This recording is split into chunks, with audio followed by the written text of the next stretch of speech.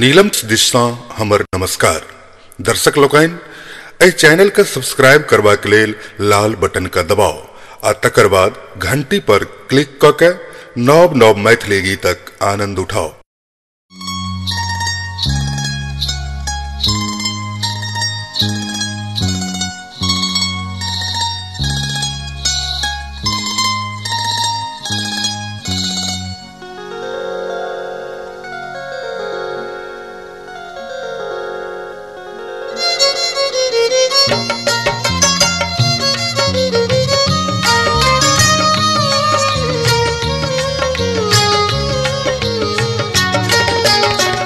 बरखा के बुनबुन जहर माहुर संग सखी कहब दुख सावन मास।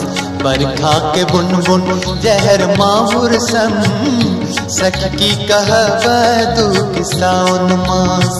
सन सन सन सन पवन डकैत बा, सन सन सन सन पवन डकैत बा।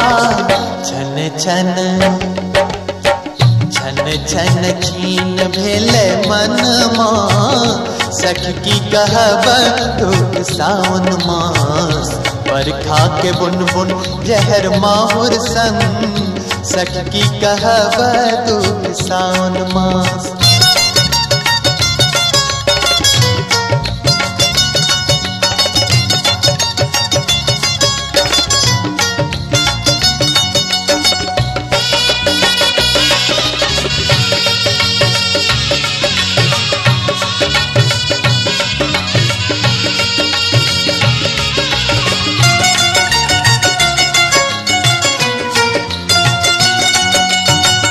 कौवा कुचर गेल कोयली कुहक गेल, कौवा कुचर गेल कोयली कुहक गेल।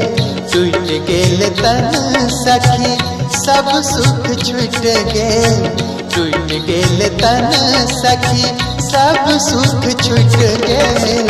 झुक गेल झुक गेल गाछ आंगन मां सखी कहब दुख सावन मास।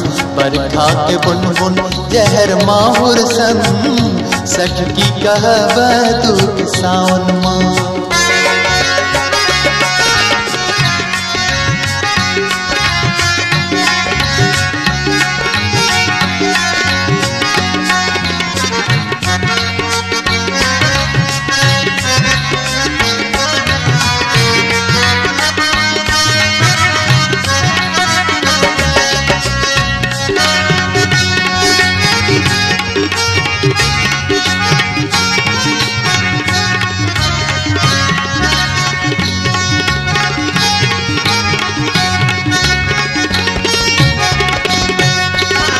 पिया परदेस गेला हमरा बिसर गेला, पिया परदेस गेला हमरा बिसर गेला।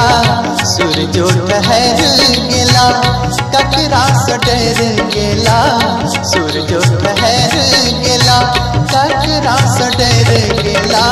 मोह दुसरल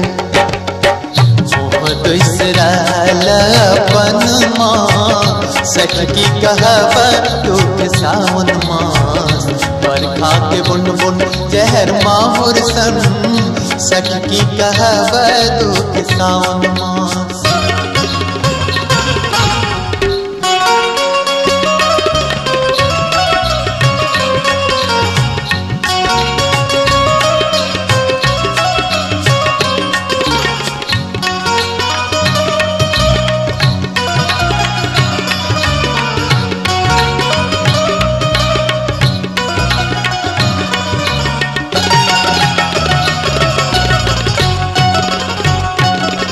बाट के बटोहिया के पुछ पुछ थकला, बाट के बटोहिया के पुछ पुछ थकला। चिट्ठियों न पतरी सकल दुख रटला, चिट्ठियों न पतरी सकल दुख रटला। सक नहीं अपन करम मां कहब दुख सावन मास बरखा के बुन बुन जहर माहुर सन सखी कहब दुख सावन मास बरखा के बुन बुन जहर माहुर सन सखी कहब दुख सावन मास बरखा के बुन बुन जहर माहुर सन सखी कहब दुख सावन मास सखी कहब दुख सावन मास।